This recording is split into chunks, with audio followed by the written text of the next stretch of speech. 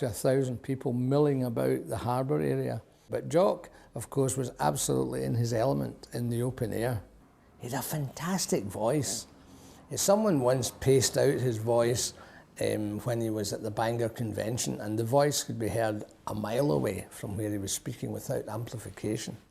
And on that Saturday night, when God moved in an amazing way, he started preaching on a very unusual text from the prophecy of Isaiah, which visualizes Messiah coming wading up to the hips in the blood of his enemies. It's really quite a kind of strong stuff. But they said by the time Jock was finished, the place was like a battlefield. There were people lying about all over the place, crying out to God for mercy.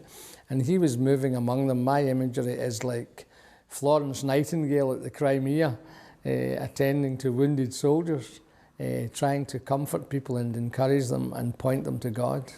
That's what happened on that Saturday night. The actual moment of revival was not what we might call happy, clappy celebration. It was actually a sense of reverence and fear. People fell prostrate in the fear of God. And of course, by describing it like a battlefield, there was some sense of alluding perhaps to the context. That imagery was in people's minds of the First World War, that there was a sense that God was to be feared, and this was a God who was ruler and king. And I think that was the spirit of this age, the expectation that Christ was coming back. And so this part of the renewal was dubbed the Fisherman's Revival.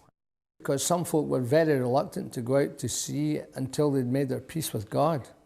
And there were some folk bringing fisher lasses and fishermen to Jock and to Douglas and to other workers in the place, that they would give them spiritual counsel so that they would feel a kind of peace of mind to go out to sea.